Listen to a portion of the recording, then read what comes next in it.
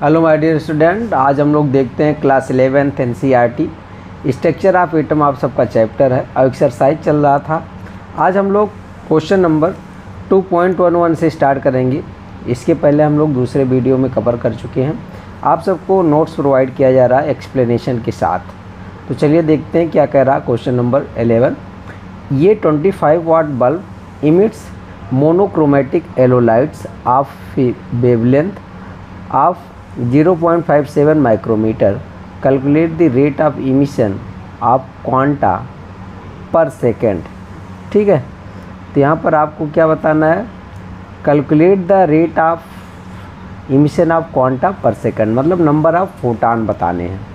तो चलिए देखते हैं। जैसा कि आप यहाँ पर देख रहे होंगे, तो यहाँ भी क्वेश्चन को मैंने नोट कर दिया है।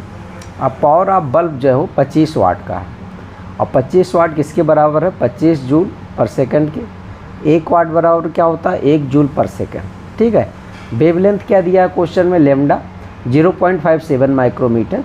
इसको मीटर में चेंज करेंगे तो मुझे मिल जाएगा 0.57 × 10⁻⁻6 मीटर। ठीक है, क्योंकि 1 माइक्रोमीटर बराबर किसके होता है, 10⁻⁻6 मीटर के इक्वल होता है। तो चलिए हम लोग को नंबर ऑफ क्या बताना, नंबर ऑफ फोटान या नंबर ऑफ यहाँ पर हमें बताना है। तो नंबर ऑफ फोटान बताने के लिए आप जानते होंगे यहाँ पर एनर्जी का फार्मूला E = क्या होता है, n × SC/λ। तो ये n क्या है, नंबर ऑफ फोटान। ठीक है, तो मुझे n निकालना है, तो मेरा फार्मूला को ऐसे रीअरेंज कर लेंगे। और E की मतलब एनर्जी कितना दिया, 25 जूल। ठीक है, लैम्डा दिया था हम लोगों ने, यहाँ लैम्डा की वैल्यू रख दिया। और H प्लांक्स कांस्टेंट है, जिसकी वैल्यू क्या होती है, 6.626 × 10⁻34 जूल इंटू सेकेंड। और इंटू आपके पास C क्या है, वेलोसिटी ऑफ लाइट। ठीक है, 3 × 10⁸ मीटर पर सेकेंड। तो ये आपके पास हो जाएगा। बस इसको आप सॉल्व करेंगे तो आपको क्या मिल जाएगा, नंबर ऑफ फोटान। तो देखिए एक स्टेप बाय स्टेप यहाँ आप सबको सॉल्व करके ये प्रोवाइड किया जा रहा है। ठीक है, तो मेरे पास नंबर ऑफ फोटान कितना निकल करके आ जाएगा, 7.169 × 10⁻19 फोटान पर सेकेंड। ठीक है, तो यहाँ से आपको मिल जाएगा। अब हम लोग क्वेश्चन नंबर 12 देखते हैं। क्वेश्चन नंबर 12 में क्या कह रहा है, यहाँ पर देख लीजिए, electron are emitted with zero velocity. Question number 12 क्या कह रहा है, electron are emitted with zero velocity from a metal surface when it is exposed to radiation of wavelength, ठीक है, 6800 angstrom. Calculate threshold frequency of and work function W0 of the metal. ठीक है, तो मुझे क्या बताना है, थ्रेशोल्ड फ्रीक्वेंसी बतानी है और वर्क फंक्शन बताना है मेटल का। तो यहाँ पर देख रहे होंगे जैसा कि फार्मूला आपके पास एक है, E = क्या है, h0 प्लस काइनेटिक एनर्जी। अब काइनेटिक एनर्जी क्या मान लिए हैं, 0। ठीक है, देखिए since electron are emitted with zero velocity, तो यहाँ पर आप 0 पुट कर देंगे तो मेरे पास फार्मूला क्या बचेगा, E = hν0। अच्छा, E किसके बराबर होता है, hν के। देखिए तो E की जगह पर क्या लिखा हूँ मैं, hν, और ये hν0 था, तो H कैंसिल हो गया, तो ν = क्या हो जाएगा, ν0। मतलब यहाँ पर ये होने वाला है इंसिडेंट फ्रीक्वेंसी किसकी इक्वल है, थ्रेशोल्ड फ्रीक्वेंसी के। ठीक है, तो आपके पास यहाँ पर जो ν0 होता है वो C/λ की, मतलब ये क्या होता था, ν = क्या, C/λ। तो ν0 = क्या हो जाएगा, C/λ। इस फार्मूले को ऐसे अरेंज कर लिया। अच्छा, लैम्डा दिया 6800 एंगस्ट्रॉम, इसको आप मीटर में चेंज कर लीजिए। ठीक है, उसके बाद आप सबको यहाँ पर मिल जाएगा क्या, थ्रेशोल्ड फ्रीक्वेंसी ν0 क्या हो जाएगा, C/λ। C की वैल्यू ये होती है 3 × 10⁸ मीटर पर सेकेंड अपॉन 6800 × 10⁻⁻10 मीटर। इसको सॉल्व करने के बाद मुझे पता चल जाएगा थ्रेशोल्ड फ्रीक्वेंसी आपके पास आ जाएगा 4.41 × 10⁻14 सेकंड इनवर्स। वर्क फंक्शन अब बताना है, तो वर्क फंक्शन जो W0 किसके बराबर होता है, hν0 के। अब ν0 आपने थ्रेशोल्ड फ्रीक्वेंसी यहाँ पर निकाल लिया, और H क्या है, प्लांक कांस्टेंट। तो बस हम लोग यहाँ पर क्या वर्क फंक्शन कैसे निकल जाएगा, H × ν करना है, तो H की वैल्यू ये 6.626 × 10⁻34 जूल इंटू सेकेंड, और इंटू 4.41 × 10⁻14 सेकंड इनवर्स।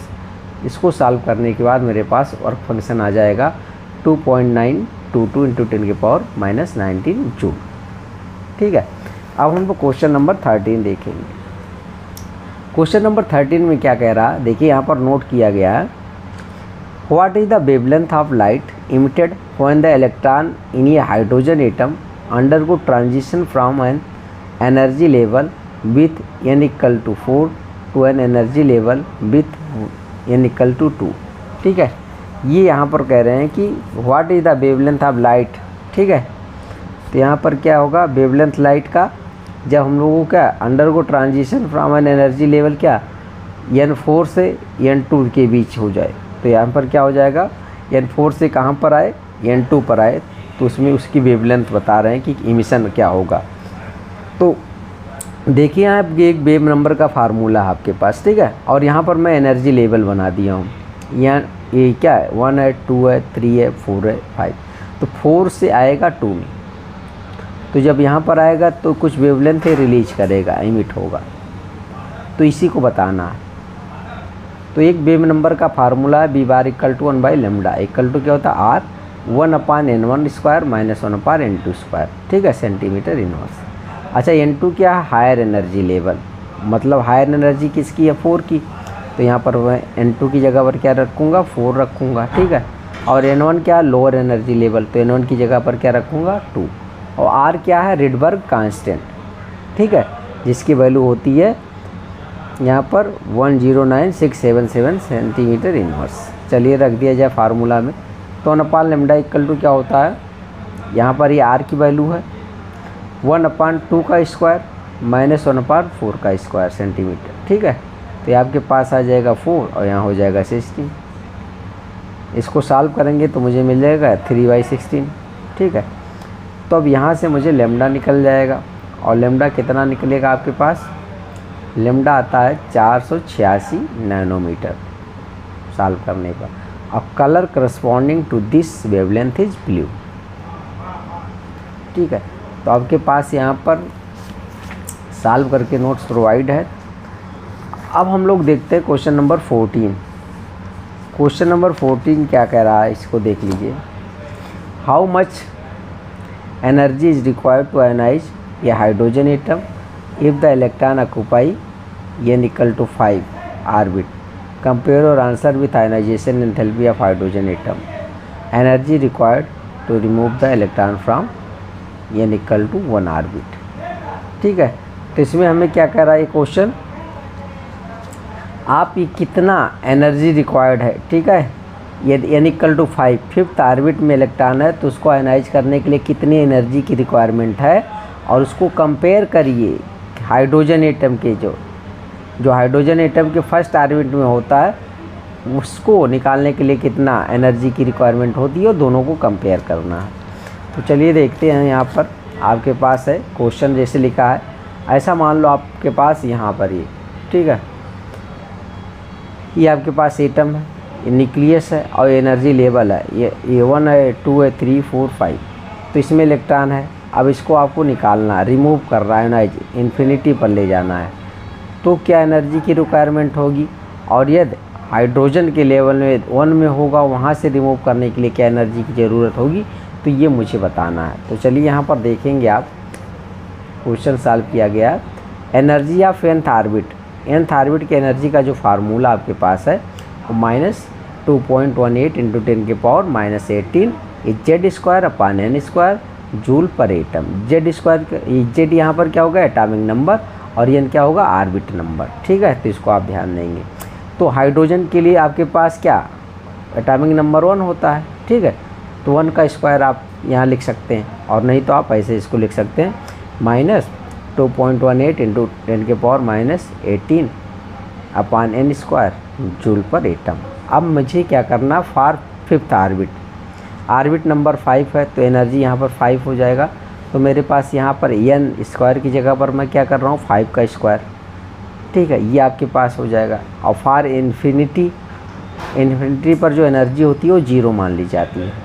तो मुझे जो एनर्जी का चेंज आएगा डेल्टा E क्या होता है, E2 - E1। E2 क्या होगा, हाई एनर्जी लेवल, और ये लोअर होगा।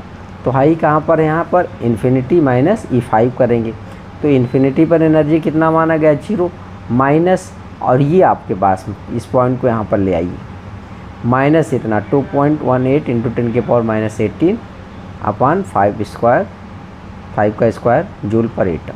ठीक है, तो यहाँ से आपके पास क्या है, वैल्यू प्लस हो जाएगी, आपके पास ये 5 का स्क्वायर क्या 25 हो जाएगा, तो इतना निकल करके आ जाएगा। ठीक है, एनर्जी आप फिफ्थ ऑर्बिट की क्या आ जाएगी, इतना आ जाएगा।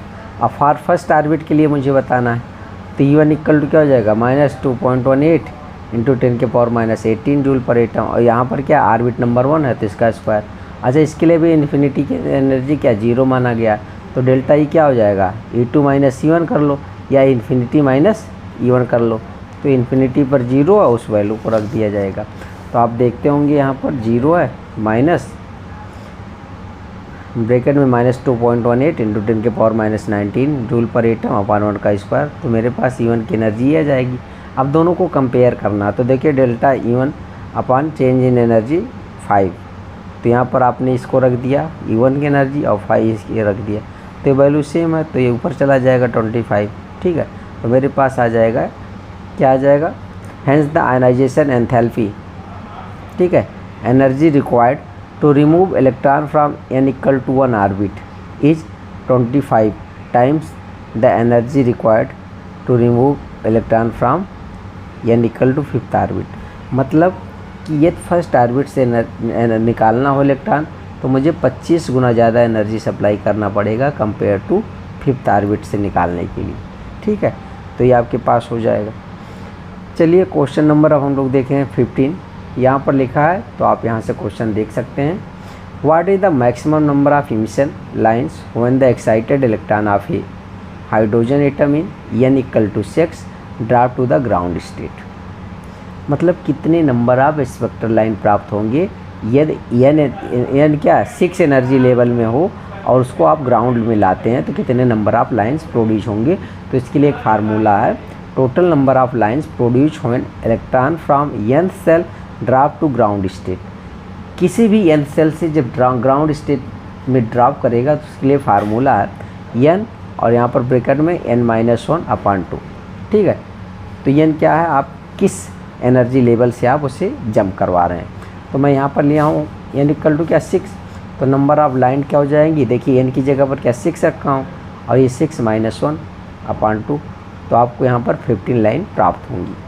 बट ये फार्मूला केवल तभी है जब किसी एनर्जी लेवल से ग्राउंड स्टेट पर गिराइए, तब ये फार्मूला यूज करना।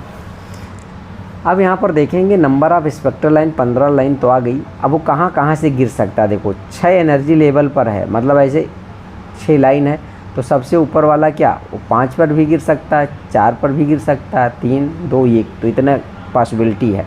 तो मतलब 6 से कहाँ से गिर सकता है, 6 से 5 पर गिर सकता है, 4 पर, 3 पर, 2 पर, 1 पर। ऐसे 5 से कहाँ पर गिर सकता है, 4, 3, 2, 1। 4 से कहाँ पर गिर सकता है, 3, 2, 1। ठीक है, तो आप देख रहे होंगे, तो ये टोटल लाइन जब काउंट करेंगे ना तो आपको आएगा 15 लाइन। अब इस तरह से करने से आप एक भी बता सकते हैं कि यदि किसी भी एनर्जी लेवल से यदि 1 पर आकर के गिर रहा, ठीक है, तो आपके पास वो हो जाएगा लाइमन लाइन्स। तो देखिए 1 कितनी टाइम्स आया, 5, तो यहाँ पर लाइमन लाइन, यूवी लाइट। ठीक है, ये 2 पर आता तो बाल्मर, या 3 पर आता तो पास्कल। ठीक है, तो इससे आप ये भी बता सकते हैं कि जो 50 स्पेक्ट्रल लाइन हमें प्राप्त हुई थी उसमें से कितने लाइमन हैं, कितने बामर हैं, तो आप इससे बता सकते हैं। अब क्वेश्चन नंबर 16 हम लोग देखते हैं। The energy associated with first orbit in the hydrogen atom is -2.18 into 10 के पावर माइनस 18 जूल पर atom. What is the energy associated with the 5th orbit. 5th orbit की एनर्जी क्या है, क्या एसोसिएट है। Calculate the radius of Bohr orbit, Bohr 5th orbit for hydrogen atom. चलिए देखते हैं। एनर्जी इन nth ऑर्बिट क्या होता है, En इक्वल टू क्या, आपके पास ये फार्मूला हो जाता है -2.18 इंटू 10 के पावर माइनस 18 Z² जूल पर एटम है। इसको एटीएम नहीं, ये एटम है। ठीक है, इसको एटम समझिएगा। अब Z क्या है, हाइड्रोजन, तो एटॉमिक नंबर 1 ही रहेगा, तो n का स्क्वायर मुझे करना है यहाँ पर।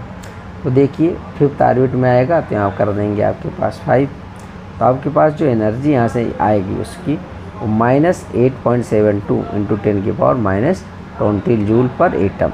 एटम है यहाँ पर, एटम करना, ठीक है। तो ये आपके पास आ जाएगा। हाइड्रोजन एटम के 5th ऑर्बिट का रेडियस देखेंगे, तो देखेंगे for hydrogen atom radius of 10th orbit क्या होता है 0.529 into n square upon Z angstrom. N square यहाँ पर एन क्या होगा ऑर्बिट नंबर, तो रेडियस ऑफ 5th ऑर्बिट, तो मैं एन स्क्वायर की जगह पर क्या रखा रहा हूँ 5 का स्क्वायर, ठीक है। तो आपके पास एटॉमिक नंबर कितना हो जाता है बेटा यहाँ पर 1, तो आप इसको आप मल्टीप्लाई करेंगे तो आपके पास कितना आ जाएगा रेडियस ऑफ 5th ऑर्बिट का इतना 13.225 एंगस्ट्रॉम। इसको आप नैनोमीटर में चेंज कर लीजिए। 1 एंगस्ट्रॉम इक्वल टू क्या होता है 0.1 नैनोमीटर, या 1 नैनोमीटर बराबर कितने की होता है 10 एंगस्ट्रॉम की। चलिए अब क्वेश्चन नंबर 17 हम लोग स्टार्ट करते हैं। आप देखिए क्वेश्चन लिखा है calculate the wave number for the longest wavelength transition in the Balmer series of atomic hydrogen. Wave number बताना इस बार, ठीक है। For the longest wavelength transition in Balmer series N1 equal to क्या माना जाएगा 2 और N2 इक्वल टू क्या माना जाएगा 3, ठीक है। तो एनर्जी कम होगा, फ्रिक्वेंसी कम होगा तो वेवलेंथ ज़्यादा होगा। तो मैं आपके पास हमारे पास बाल्मर सीरीज क्या होता है 2 पर गिरना चाहिए, 2 के ऊपर कौन हो सकता है 3, उसी की लॉन्गेस्ट वेव होगी। तो N2 को क्या माना 3 और आपके पास है बाल्मर को 2। तो वेव नंबर का फार्मूला क्या होता है R, यहाँ पर R और यहाँ पर 1/n1 स्क्वायर -1/n2 स्क्वायर। तो ये सब इसकी जगह पर आप R की जगह पर रेडबर्ग कांस्टेंट है इसकी वैल्यू रख देंगे, और N1 को क्या माना है 2 तो 2 का स्क्वायर, और N2 को क्या माना 3 तो 3 का स्क्वायर, ठीक है। इसको आप सॉल्व करेंगे जब, तो आपके पास यहाँ देखेंगे स्टेप बाय स्टेप सॉल्व किया गया है, आपको वेव नंबर पता चल जाएगा, ठीक है। वेव नंबर आपके पास यहाँ पर आ जाएगा 1.523 इंटू 10 की पावर 6 मीटर इनवर्स, ठीक है। यहाँ आपको मिल जाएगा ये। चलिए अब क्वेश्चन नंबर 18 की बात करते हैं।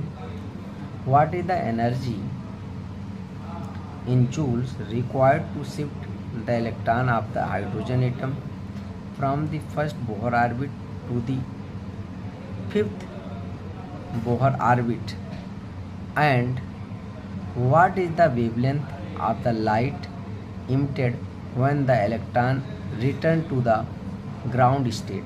the ground state electron energy दिए हैं -2.18 इंटू 10 के पावर -11 आर्ग दिए हैं, ठीक है।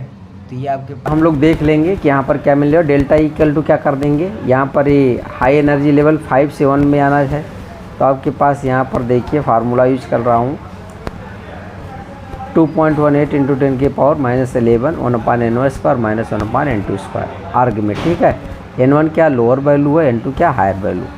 तो लोअर वैल्यू आपके पास क्या है N1 की जगह पर 1 और N2 की जगह पर 5 रखेंगे। तो यहाँ से आपके पास क्या निकल के आ जाएगा एनर्जी आपको पता चल जाएगा, ठीक है। और ये किस में आपके पता चल जाएगा, इसको अर्ग में। तो अर्ग को आप किस में चेंज कर लो जूल में, तो एनर्जी आपको जूल में मिल जाएगी, क्योंकि एक अर्ग बराबर होता है 10 की पावर -7 जूल। अब क्वेश्चन नंबर देखते हैं हम लोग,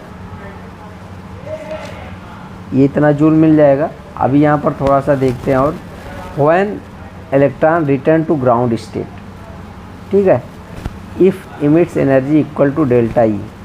जब इलेक्ट्रॉन कहाँ पर रिटर्न हो जाएगा ग्राउंड स्टेट पे, तो उसकी एनर्जी कितना इमिट करेगा, वो डेल्टा ई के इक्वल इमिट करेगा। तो मुझे अब क्या करना है, डेल्टा ई इक्वल टू क्या होता है SC/λ। तो बस यहाँ से लैम्डा मुझे पता करना, तो SC/डेल्टा ई कर देंगे। अच्छा, डेल्टा ई हम लोगों ने निकाल लिया था, यहाँ से आपके पास वेवलेंथ आपको पता चल जाएगा। तो वेवलेंथ कितना आ जाएगा 950 एंगस्ट्रॉम, ठीक है। NCERT में सॉल्यूशन लिखा हुआ है। क्वेश्चन नंबर 19 की बात करेंगे अब हम लोग। The electron energy hydrogen atom is given by En, यहाँ पर दिया है। Calculate the energy required to remove an electron completely from the n equal to 2 orbit. What is the longest wavelength of light in centimetre that can be use to cause this transition. ठीक है, तो यहाँ पर आप देख रहे होंगे कि एन स्क्वायर की जगह पर क्या ऑर्बिट नंबर मुझे लेना है, यानी क्या ऑर्बिट नंबर। तो energy required to remove the electron from n equal to 2। यदि ऑर्बिट नंबर दूसरे में है तो उसको रिमूव करने के लिए कितने इलेक्ट्रॉन की ज़रूरत पड़ेगी। तो यहाँ पर डेल्टा इक्वल टू क्या हो जाएगा, ई इन्फिनिटी माइनस E2। तो इन्फिनिटी पर एनर्जी कितना मान लिया, 0, तो माइनस, और यहाँ पर माइनस 2.18 इंटू 10⁻18 जूल पर एटम। ये एटम होगा, ठीक है, एटीएम मत समझ लेना, अपान 2 का स्क्वायर। तो इसको सॉल्व करने पर मुझे डेल्टा ई पता चल जाएगा। ठीक है, अब डेल्टा ई पता चल गया तो यहाँ से आपको लेमडा पता चल जाएगा, क्योंकि आप जानते हैं डेल्टा ई यहाँ से आपको जो पता चला है कितना आया है डेल्टा ई। डेल्टा ई आपके पास निकल कर आता है 5.45 इंटू 10⁻⁻19 जूल पर एटम। ठीक है, एटम है। डेल्टा इक्वल टू क्या होता है, Hc बाई लेमडा। तो यहाँ पर देखेंगे lambda is the longest wavelength causing the transition. तो ठीक है, H की वैल्यू है, C की वैल्यू है, लेमडा की वैल्यू है। इसको सॉल्व करेंगे तो मुझे वेवलेंथ पता चल जाएगा। ठीक है, तो वेवलेंथ कितना आ जाएगा आपके पास, लेमडा इक्वल टू यहाँ पर आपके पास हो जाएगा 3647 इंटू 10⁻⁻10 मीटर, और लेमडा निकल कर आ जाएगा एंगस्ट्रॉम में 3647 एंगस्ट्रॉम। तो ये आपके पास है, स्टेप बाय स्टेप यहाँ पर लिखा हुआ नोट्स में। इसको आप कॉपी बना सकते हैं, इसकी कंप्लीट कर सकते हैं। अब क्वेश्चन नंबर 20 की बात हम लोग करते हैं। ठीक है, क्वेश्चन नंबर 20 में क्या करा, calculate the wavelength of an electron moving with a velocity of 2.05 into 10⁻7 metre second inverse according to de Broglie equation. Lambda equal to क्या होता है, H/mv। ठीक है, तो ये क्या लेमडा, क्या वेवलेंथ ऑफ मूविंग पार्टिकल। ये मास ऑफ पार्टिकल है, जो इलेक्ट्रॉन का मास आप समझ सकते हैं इसको 9.1 इंटू 10⁻31 किलोग्राम। ये वेलोसिटी ऑफ पार्टिकल है। ठीक है, अब वेलोसिटी ऑफ पार्टिकल आपके क्वेश्चन में दिया है, H क्या प्लॉन्क कांस्टेंट। तो लेमडा इक्वल टू क्या होगा, H/mv। बस इसका दोनों की वैल्यू रख देंगे तो मुझे लेमडा पता चल जाएगा। लेमडा इक्वल टू क्या आ जाएगा, 3.55 इंटू 10⁻11 मीटर। तो the wavelength of the electron moving with a velocity of 2.05 into 10⁻7 metre per second is इतना आ जाएगा आपके पास। ठीक है, 3.55 इंटू 10⁻11 मीटर, ये वेवलेंथ निकल जाएगा। क्वेश्चन नंबर 21 देखते हैं। क्वेश्चन नंबर 21 में आपको दिखाई देगा the mass of an electron is 9.1 into 10⁻31 kilogram. ठीक है, if its kinetic energy 3 into 10⁻25 joule, calculate its wavelength. Wavelength मुझे बताना है। तो from de Broglie equation lambda equal to H/mv। यहाँ से आपको गिवन है काइनेटिक एनर्जी क्या हो जाएगा आपके पास, हाफ mv स्क्वायर। तो यहाँ से मुझे b पता करना था, b स्क्वायर इक्वल टू क्या हो जाएगा, 2k/m। या इसको आप स्क्वायर हटाएंगे तो यहाँ रूट लग जाएगा इसका। ठीक है, अंडर रूट लगा देंगे तो अब यहाँ पर वेलोसिटी से निकल जाएगा, क्योंकि मुझे काइनेटिक एनर्जी यहाँ पर कितना दिया है आपके पास, काइनेटिक एनर्जी दिया है 3 इंटू 10⁻25 जूल। ठीक है, और ये आपके पास क्या मास ऑफ इलेक्ट्रॉन है। इसको सॉल्व कर लेंगे तो मेरे पास b क्या हो जाएगा, अंडर रूट क्या आ जाएगा, अंडर रूट 0.6593 इंटू 10⁻6। यहाँ से b निकाल लेंगे तो 812 मीटर पर सेकंड आ जाएगा। ठीक है, अब वेवलेंथ बराबर क्या होता है, H/mv।